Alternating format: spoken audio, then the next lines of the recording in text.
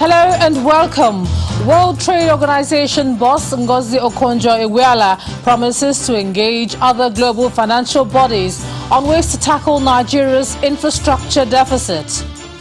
It's mixed feelings in Kaduna as bandits kidnap 3 teachers from another school while troops rescue 2 students from their abductors. Declare a state of emergency in the education sector now, and that's the message from the former Vice President Atiku Abubakar over rising cases of attacks on schools in the country. And World Health Organization asks countries not to suspend COVID vaccinations as major European countries halt their rollout of the Oxford AstraZeneca jab over blood clot concerns. Plus we'll have business, sports, and later on international news from our London studios. On business news tonight, over 23 million Nigerians are without jobs as unemployment rate climbs to its highest level in the 4th quarter of 2020. On sports news tonight, British rivals Anthony Joshua and Tyson Fury signed 2-fight deal ahead of a world heavyweight title unification bout. And from Abuja, 2 factions of the African Action Congress clash at the headquarters of the Independent National Electoral Commission over the leadership of the party. Nigeria's support for former Finance Minister Dr. Ngozi Okonjo-Iweala may have aided her emergence as the Director General of the World Trade Organization. However, what cannot be disputed is that she also earned the position.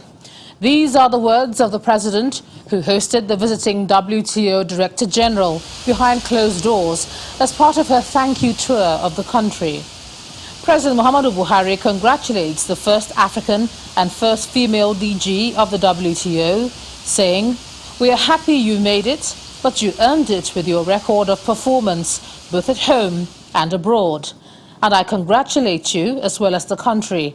I know you will represent us so well." Dr. Okonjo-Iweala thanked the President for the support she received from Nigeria in the race for the position. And later, during an interview with reporters, she dispelled fears that embracing the WTO's free trade policy would harm Nigeria's economic diversification plan. Free trade has lifted hundreds of millions of people out of poverty, but it has also left some people behind. So there is no doubt that there's inequality. Not everybody has been lifted off. There are poor people within rich countries, and there are poor countries in parallel with rich ones who have not benefited from trade. This is why we are very keen at the WTO to support women entrepreneurs. We have something at the International Trade Center called She Trades, which aims to support women to improve their trade and get into the value chain. Regional, national, global, and regional value chains. The micro, medium, and small enterprises. Nigeria is actively participating right now in some negotiations that are ongoing to reach an agreement on how we can better support micro, medium, and small enterprises. Since our economies in Africa, many of them have informal enterprises, have very small enterprises. So if we can do that and pull these areas, these marginalized and excluded areas, will also be helping with inequality. So we have to start transitioning this Nigerian economy into other areas where we'll be able to create jobs and earn our foreign exchange. And that's why I spoke at length. If we don't start, we will find ourselves at the end of a couple of decades with no way of being able to earn additional foreign exchange for some of the products we need. So as a country, we really have to go into strong reflection. We have a period of transition. And earlier in the day, the WTO DG had visited 2 ministries, Trade and Investment, as well as Foreign Affairs, where she pledged to work with international businesses to improve the quality of products exported from Nigeria. She also pledged to work with international financial institutions to improve infrastructure in the country. The Director General of the World Trade Organization begins a 4-day official visit to Nigeria with a call at the headquarters of the Ministry of Industry, Trade and Investment.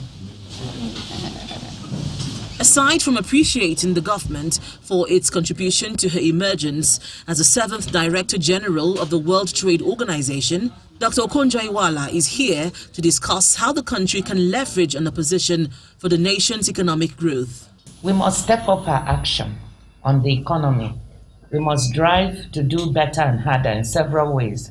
And the reason we are concerned about that is because of our youth. The majority of our population are young people who are waiting for jobs, and we're here for them. So what do we have to do? How can trade be instrumental? Trade can be instrumental if we can add more value to our products. Trade can be instrumental if we try to improve on our infrastructure to deliver trade. According to the World Trade Organization, Nigeria's share in world trade is 0.33%, while its share in African trade is 19%. This is an area government is negotiating to improve upon. We must not forget our commitment to sustain and enhance the ongoing dialogue and action on women in trade.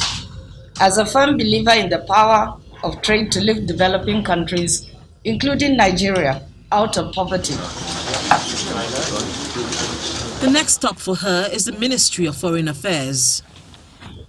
Okay, please sit down. Here, she promises to engage international financial institutions to tackle the country's infrastructure deficits. WTO is going to work with other international organizations that have access to more finance, such as the World Bank, the African Development Bank, the Asian Infrastructure Bank, and even the International Monetary Fund, to see how we can come together to help Nigeria solve some of the deficits with respect to infrastructure and other areas, and the regulatory framework for some of the trade areas, and then be able to be strengthened for bigger and larger trade, particularly on the African continent. We'll play our part to ensure her success as Director General and the success of the World Trade Organization, an organization we want to see getting back to its preeminent position,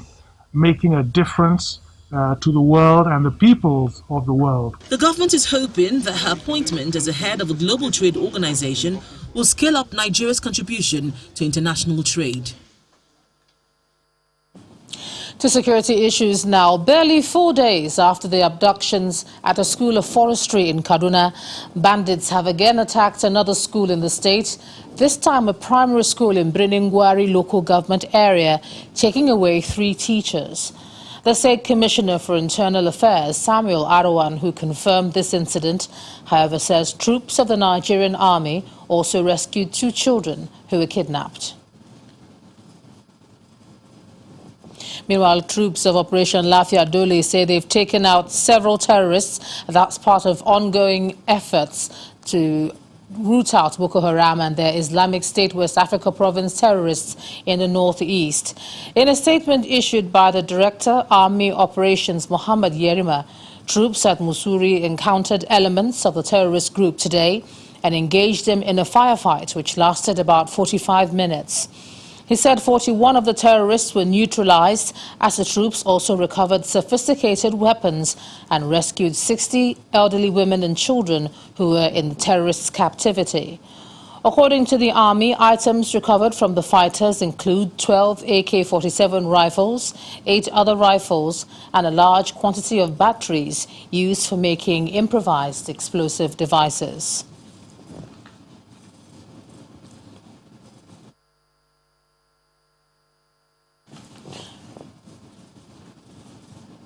Let's take a bit more now concerning that kidnap in Briningwari area of Kaduna State where 3 teachers were taken away. Let's have a listen.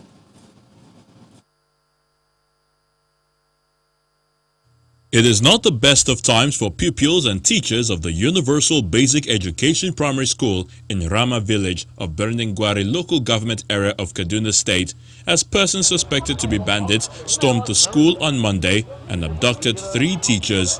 According to the State Commissioner for Internal Security and Home Affairs, Samuel Arawan, the arrival of the bandits caused panic in the school, with pupils and teachers scampering to safety. Reports were being received of a kidnapping at the said primary school. At this time, the state government has compiled and analyzed all the security reports and can confirm that there was indeed an invasion of the said school. The government can confirm that 3 teachers, Rabiu Salisu, Umar Hassan, and Bala Adamu, have been kidnapped. We can also confirm that no single pupil was kidnapped from the school. These 2 teenagers, Adewale Razak and Fatima Lawal, are victims of kidnapping in Kaduna State. They were rescued by troops of the Nigerian Army in the Faka General area of Chikun local government and Randa village in Kauru local government. While Adewale was abducted from his residence and taken into the bush by his abductors, Fatima on the other hand was kidnapped in Randa area of Kauru local government. They narrate their ordeals in the hands of their abductors. Yesterday, which is Sunday, their boss and the other boy went out, so they left one young boy with me. So the boy did as if he was sleeping, so he forgot and I slept off. That's when I got the chance. I ran away. The Kaduna State government on its part says it is not treating the issue of banditry and kidnapping with kid gloves. The chairman of Chikun local government area, one of the affected councils, outlines what he believes can be done to tackle the menace. Presently, we are training the community people on response and reporting, early response, and how they should put up the report immediately an incident is happening. What we've been experiencing in the past is that sometimes it takes hours before we get reports of such happenings, especially those that are far-flung, far away from the town. Kaduna State has witnessed 2 kidnapping incidents involving children and adults within a space of 4 days. Government says it is sustaining collaborative efforts towards tracking down the criminals and rescuing all abducted persons. And staying with security, the Ogun State Police Command has confirmed the kidnap of 2 female students of the Olabisi Onabanjo University Ayetoro campus around 9:30 p.m. last night. According to the police spokesperson in the command, Abimbola Oyeyemi, the students were abducted while returning to their hall of residence in a remote area of the town. The victims are identified as Precious Adeyemo and Abiola Oyefule from the Departments of Forestry and Wildlife Management and Agriculture Economics. The police say a manhunt has been launched to rescue the victims, led by the area commander in conjunction with local hunters. And the former Vice President Atiku Abubakar is not letting up, calling on the federal government to declare a state of emergency in the education sector. According to him, this has become imperative following the rising attacks on schools by bandits. As a first step, the former Vice President is asking the federal government to post 24-hour armed guards at every school in the affected and neighboring states, saying no expense must be spared to keep our schools safe. In his words, we must also stop paying ransom at random. It's a short-term solution that will cause long-term destruction. We must, as a nation, impose law and order now, or we will bequeath lawlessness and disorder to the next generation. Mr. Atiku adds that with 13.5 million children out of school, Nigeria is already the world headquarters for out-of-school children, adding that the nation must end this cancer of school abductions.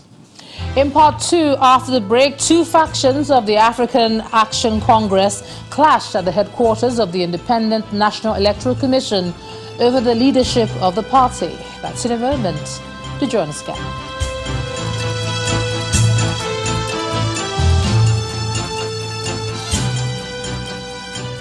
Welcome back. If you've just joined us, you're watching the news at 10 on Channels Television, coming to you live from Lagos. A reminder of our top stories.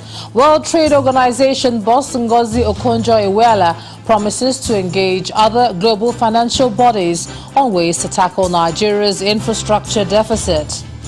It's mixed feelings in Kaduna as bandits kidnap 3 teachers from another school, while troops rescue 2 students from their abductors.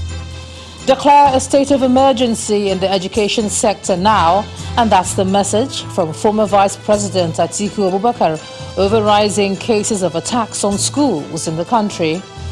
And World Health Organization asks countries not to suspend COVID vaccinations as major European countries halt their rollout of the Oxford AstraZeneca jab over blood clot concerns. Let's take a look at another kind of war now, and that's the fight against drug trafficking and abuse. The chairman of the National Drug Law Enforcement Agency, General Buba Marwa, is declaring total war against drug traffickers and their sponsors. According to him, this is the only way to guarantee that the country does not join the League of Countries that have been destroyed by the effects of hard drugs. He was speaking during a visit to the Murtala Mohammed International Airport Command of the NDLEA in Lagos. You can't win a war in the defensive or by being passive. You have to get up and go after the enemy. And in this case, the traffickers, the importers, exporters, growers, those doing the clandestine labs of meth, we must go after them and their bosses and bring them to justice. We must get drugs out of Nigerian streets and communities. We are actually fighting for the soul of Nigeria in this business. Every one of you here, I'm sure you know somebody who is taking drugs, or a family member, or a neighbor, or somebody in your community. Am I right? So this is a total fight to get Nigeria out of the drug woods. 15 million in Nigeria, 3 times the global average. We can't allow that to happen. Let's cross over to Abuja now, and here's Gloria Umezuki. Gloria. Hello, Ijoma. Welcome to Abuja. Two factions of the African Action Congress have clashed at the headquarters of the Independent National Electoral Commission, INEC, in Abuja over the leadership of the party, while one of the groups, led by its founding chairman, Omoyele Sowore, is asking INEC to recognize him as the national chairman of the party. The second group, led by the current national chairman of AAC, insists that Sowore is no longer a member of the party, having been expelled for anti-party activities. Members of the two factions engaged in a brawl in spite of heavy presence of security personnel. Young protesters occupying the gate of the Independent National Electoral Commission, INEC, in Abuja. They are led by a former presidential candidate of the African Action Congress, Omoyele Sowore, who is currently in a legal battle with the federal government over alleged treasonable felony. INEC chairman colluded with somebody who has been expelled from the party. Despite the presence of security personnel, the protesters continue to chant as INEC officials engage their leader, asking for their protest later. Next step. But let me tell you, our interest is not to talk to a commissioner or to deliver a letter. Just then, another faction of the party shows up, led by the national chairman of AAC, Mr. Leonard Ezenwa. It's a heated moment as the two factions charge against each other. According to Mr. Ezenwa, Sowore is no longer a member of the party. The African Action Congress, with the leadership of the party, expelled Omoyele Sowore, but he's living in illusion. He thinks he's a god. In the court under Justice Eko, the court ratified me as the acting chairman of AAC. It is the judgment is there.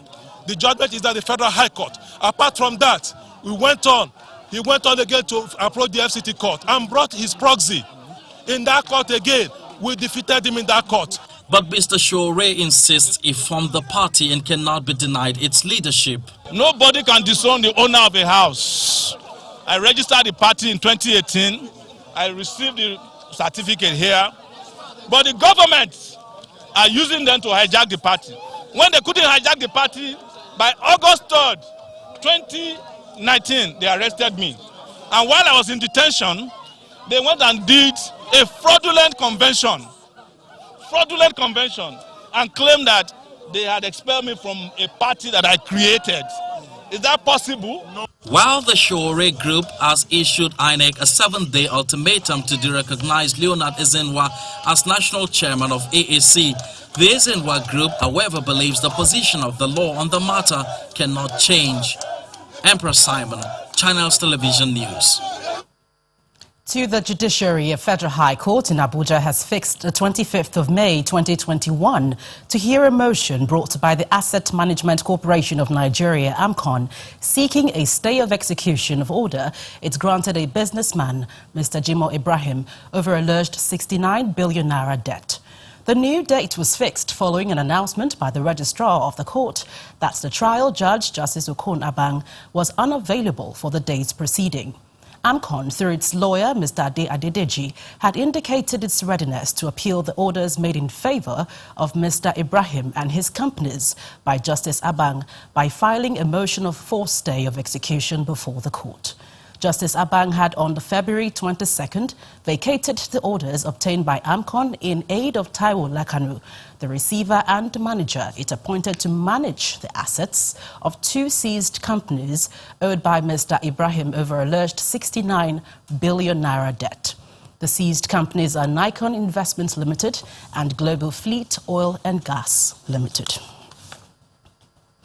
Meanwhile, the Christian Association of Nigeria, CAN, has sued the federal government over the implementation of the Companies and Allied Matters Act, CAMA 2020. President Muhammadu Buhari had signed CAMA into law on August the 7th, 2020. The law stipulates, among other things, that religious bodies and charity organizations will be regulated by the Registrar General of the Corporate Affairs Commission, CAC, and a minister.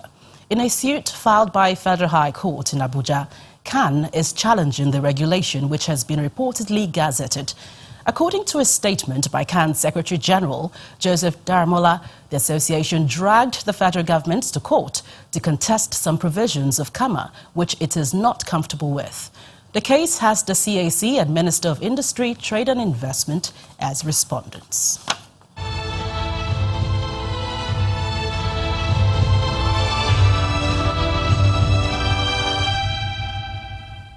To health matters now. Over 8,000 Nigerians have been vaccinated since the arrival of the Oxford AstraZeneca vaccine in Nigeria.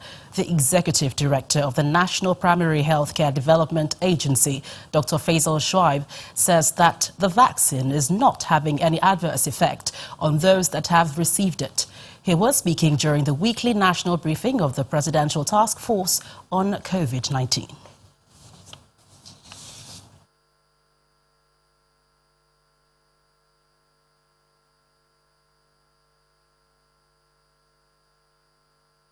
The first phase of our vaccination will focus on frontline health workers and others on essential duties in the next few days. Kogi State was not supplied with the vaccine because their cold store is still under repairs following vandalization during the NSAS protests. Similarly, all state governors apart from Kogi have launched the vaccination program in their states. As you must have seen on the media, these launches also involved public vaccination of the governor and strategic leaders, again to underscore the confidence in the safety and effectiveness of the vaccine. As part of the vaccine launch in the states that occurred last week, over 8,000 Nigerians have been administered the vaccine thus far.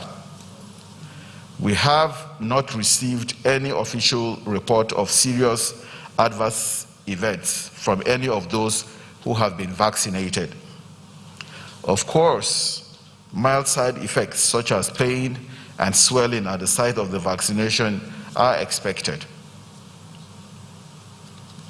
This is normal with any vaccination, and we are working closely with NAFDAC to monitor any unusual adverse reactions to the vaccines.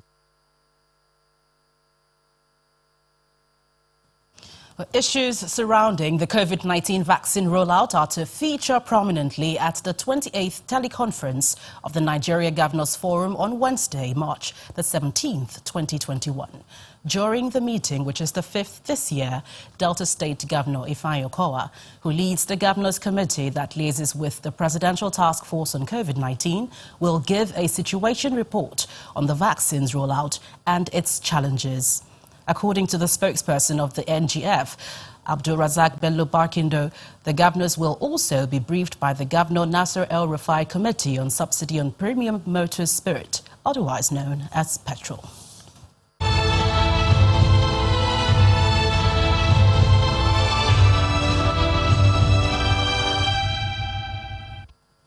When the News at 10 returns, unemployment hits a new record high as the Nigerian Bureau of Statistics says over 23 million Nigerians are without jobs. That's in business news. Please join us again. Welcome back to the News at 10. As part of efforts to contribute to the improvement of its host community, Custodian Social Responsibility Foundation, the corporate social responsibility arm of the Custodian Investment PLC, has completed the rehabilitation of Chapel Street in Yaba. The road project was received with commendation from the Lagos State Government and residents of the community. Beside the head office of Custodial Investment PLC is Chapel Street, just rehabilitated by the group's CSR arm. To formally open the road, the special advisor to the Lagos State Governor on Works and Infrastructure, Mrs. Aramide Adeyoye, leads other government officials, the management of Custodian Investment Group, and other guests in the tape cutting ceremony.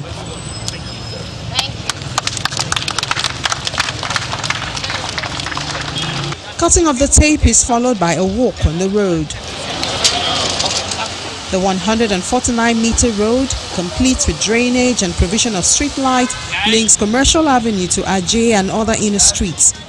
It falls under the community development pillars of Custodian CSR Foundation. As you can see from the pictures, we have the before and the after. Following the approval given by the Lagos State Government, we built proper drainage to allow a free flow of water, which will prevent flooding during rainy season. We also installed galvanized street lamps. We have them there to lighten the environment at night, and we upgraded the road with interlocking tiles. While commending Custodian CSR Foundation, the state governor's representative harps on the importance of public-private partnership as a model for delivering public infrastructure.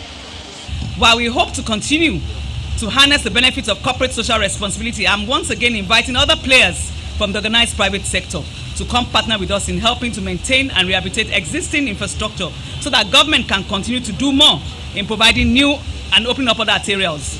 The group's gesture is also well received by residents. This road was virtually not motorable before Custodian decided to do it. So we're really quite proud to have them around us here. Custodian Investment, through its foundation, says it will continue to identify and invest in worthwhile initiatives through the development of communities, especially where its offices are located. The gas industry is set to get a major boost following the groundbreaking of a liquefied petroleum gas cylinder plant in Ekpe, Lagos. Performing the ceremony, the Minister of State for Petroleum, Timipre Silva, says the project is in line with the Decade of Gas declaration of the federal government. Away from the hustle and bustling of Lagos city centre, far away in Ekpe, is a thriving development, a free trade zone city with a budding infrastructure, and this is where Run Gas Group is siting its second composite LPG cylinder manufacturing plant. We found in the managers of this city the support and assistance that we needed to establish a manufacturing plant that will stand the test of time. It is truly a fantastic location with every amenity needed for our business to thrive. Everything about this vision aligns with the federal government's ambition to deepen gas utilization end to end.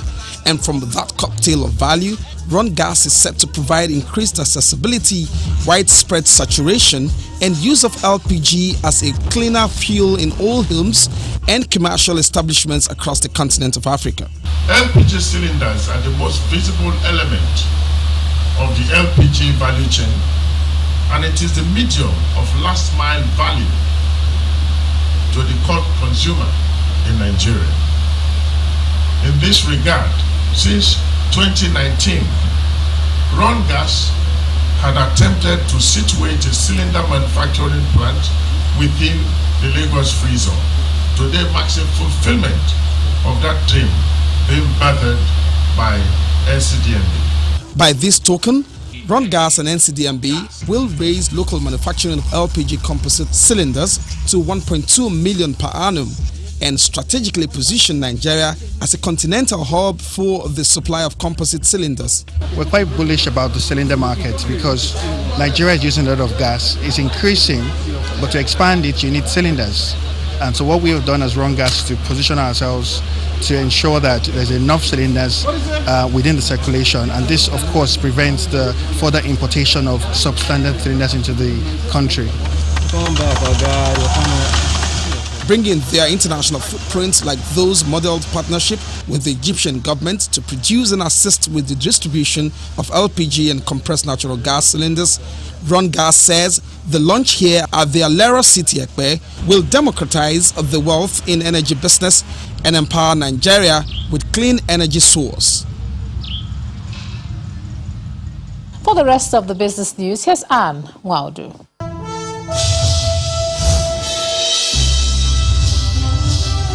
Thank you, Ijoma. Hello and welcome to Business News. Let's begin with Nigeria's unemployment rate, which has now risen to 33.3% at 23.18 million in the fourth quarter of last year. According to Labour Statistics report released today by the National Bureau of Statistics, the figure is 6.1% higher when you compare it to 27.1% recorded in the second quarter last year. A breakdown of that report shows that the total number of people with employment stood at 46.48 million, while underemployment was down to 22.8%. Imo State reported the highest rate of unemployment at 56.6%. Benue State recorded the highest number of underemployment at 43.5%, while Lagos State had the lowest underemployment rate at 4.5% in the fourth quarter of 2020. The Lagos Chamber of Commerce and Industry has called for an independent dispute resolution framework to help deal with disputes arising from valuation and harmonized system for products classification between the Nigeria Customs Service and the business community. The Director General LCCI, Mr. Muda Yusuf, is now asking President Muhammadu Buhari to intervene by setting up an independent appeal mechanism to deal with the disputes, which he says could be done within the framework of an executive order. And an innovative payment platform implemented on behalf of all financial service providers has now been launched by the Nigeria Interbank Settlement System PLC. It is the NQR payment solution. The new quick response code solution offers a robust platform which is expected to build on current system, eliminate bottlenecks and make transactions more seamless. Press any key on the ATM. It's a hybrid event with key players in the financial sector present physically and virtually for the launch of a new payment system designed for consistent user experience and accelerated digital adoption. Shoppers will scan a quick response code generated by a seller to pay for an item. Each code will have unique details containing information relating to the transaction and will link with a customer's banking app already enabled on their smartphone. For financial institutions? Financial institutions are embracing this fintech innovation. They believe it will unlock a wealth of extra benefits and transform the way Nigerians choose to pay for goods and services. Central Bank's Deputy Governor in charge of financial system stability, Aisha Ahmed, launches the new payment platform.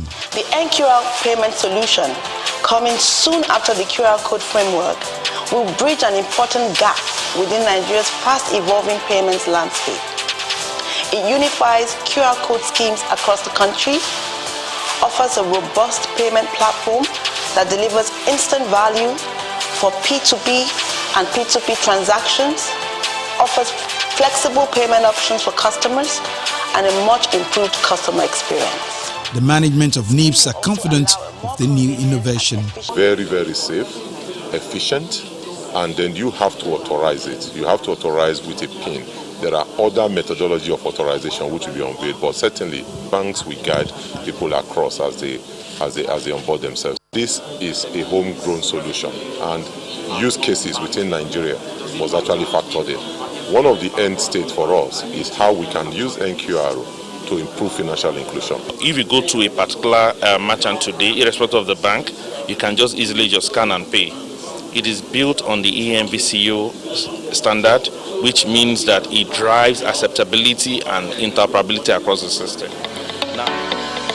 The digital payment landscape has evolved over the years, and now with a well-domesticated payment system, Nigeria now has a simple and effective payment platform as it drives towards a truly contactless and a cashless society.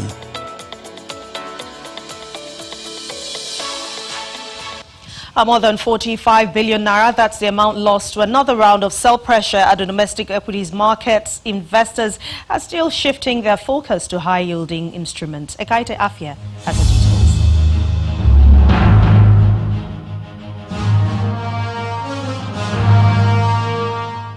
Thanks for joining us for the stock market report. Well, I didn't want to say this, but it appears that difficult times are here for the local equities market as it still remains in the red at the start of a new week. And I mean, there you have it right there. After recording a 1.36 trillion naira loss in February, trading activities on the NSE continues to tread southwards, ending Monday's session further down by 0.22%. Now, the reason for this has not changed: higher fixed income yields. Investors' interest is still tilting towards the bonds market, while the turnover volume of shares transaction is weakening, as you can see on the activity chart. And let's take it over to the sectoral chart, where we see that consumer goods banking sector index were hammered by sell pressure, which also affected 19 equities, while 17 stocks recorded some gains. No one knows how long the rally investors' appetite will last for the fixed income market. Traders say that they are hopeful that upcoming earnings results from high-value equities such as GT Bank and FBN Holdings may drive the market back to the positive territory. Well, that's all for today. I'm Ekaite Afia. Back to you. And that's Business News Tonight. Thank you for watching. I'm Anne Nwawadu. The rest of the news at 10 continues now with Ijoma. Thanks a lot, Anne. Still ahead on the news at 10, World Health Organization asks countries not to suspend COVID vaccinations as major European countries halt their rollout of the Oxford AstraZeneca jab over blood clot concerns. And more from our London studio in Around the World in 5. Please stay with us.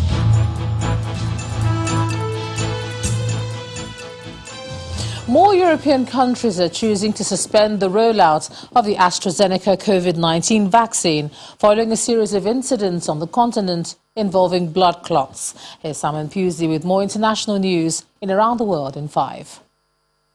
Good evening and welcome to the Channel Studios here in London with your international news around the world in 5.